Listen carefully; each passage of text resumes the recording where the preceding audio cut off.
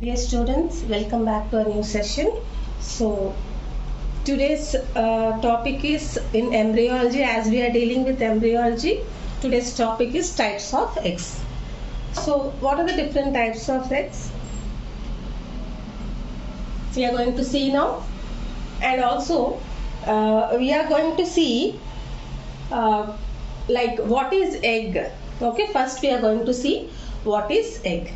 So eggs are the female gametes produced during breeding season by a matured organism. Okay, by a matured female organism.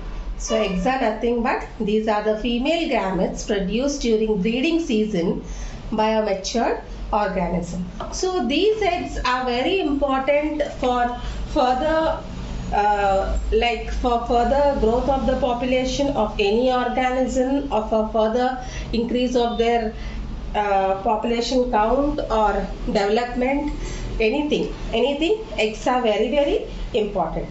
So if coming to the types of eggs, so egg, we all know the structure of egg, like we have keep on knowing the structure of egg. So egg is the term. Actually, before going to the different types of eggs, we are going to see a simple structure of an egg. Okay, so egg is a term given to a fertilized ovum. So ovum is the unfertilized female gamete. So this egg, if you see the shape, if you imagine the shape of the egg, it is having two poles. One is animal pole, the other one is vegetal pole, and also there is a line passing through it. It is called a hypothetical line. Okay, so egg is surrounded by a plasma membrane, and besides the fertilization membrane and other so many membranes are associated with the egg. So this is about a simple structure of the egg. Now coming to types of eggs, how they will differentiate into different types of eggs. They will differentiate and give the name into different types of eggs depending upon the yolk distribution. Okay, how the yolk is being distributed. So depending upon the quantum and distribution of the yolk inside the zygote, eggs are divided into different types. Now the first one is isolecital. What is this isolecital? So this is a Greek word, iso, in the sense it is equal. Lekitos, yolk.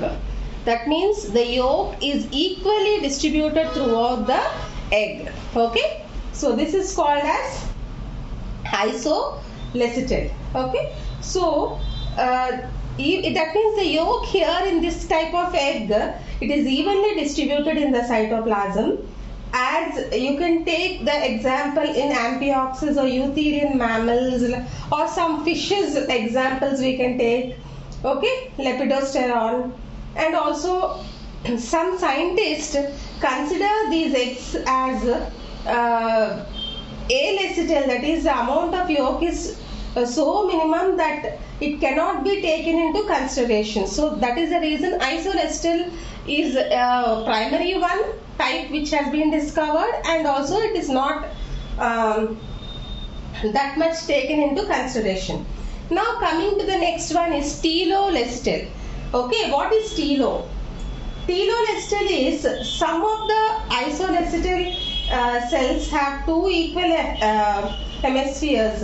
So telolecital eggs, what does it mean is the egg settles down to the vegetal pole, that means the bottom part of the egg. Telo means the bottom part, that means the egg is not equally distributed in telolecital. The yolk is not equally distributed in the telolecital. It is just settling to the vegetal pole. As I told you in the structure of the egg, animal pole and the vegetal pole. So the yolk is settled down completely to the bottom part, that is the vegetal part. Okay, so this telolecital is divided into microtelolecital, oligolecital, macrolecital. Now we are going to see what is microtelolecital. Microtelolecital, in which the yolk amount is very less and is towards the lower half of the vegetal hemisphere. So we can take here the example of egg of Amphioxus. Oligolecitale is in which the yolk is very less, that means not very less, comparing to microlecitale is a little bit higher in quantity, oligolecitale, and occupies at least 2/3 part of the vegetal hemisphere, that means the bottom part. Here holoblastic cleavage is incomplete. Here we can take the example of frog, egg of frog, oligolecitale. Next, macrolecitale, by the term macro, it is also called as megalecitale, here in which the quantity of the yolk is very large in this case, and occupies not only the vegetal hemisphere but also the animal half to certain extent, that means to certain extent it fully occupies. Here the example we can take the eggs of birds, reptiles, etc. Now coming to the next one, that is centrolecitale. Centro means center, that means the yolk is present in the center. Okay, this is also a Greek word, centron, center of a circle, and lekitos is yolk. Okay, here the placement of the yolk is in the center of the cytoplasm of ova. Here we can take the example of many arthropod eggs, okay, which are centrolecitale here. That means the yolk is concentrated in the center. So today we have discussed about what is egg, and also a small simple structure of egg I have explained. That is the egg which is containing the two poles, animal pole and the vegetal pole. Vegetal pole is the bottom part of the egg, and also we have discussed about the types of eggs, that means how the types of eggs have been differentiated into different types depending upon the yolk quantity present and distribution of the yolk. In case of isolecitale, once again I am saying it is iso is equal, that means equally the yolk is distributed. Telolecitale is something which is settled to the vegetal pole, that means telo to one side to the bottom.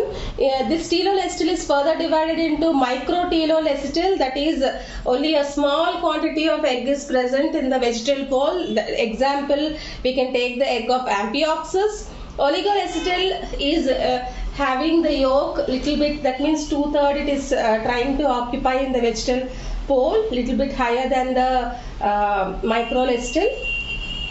So here we can take the example of egg of frog.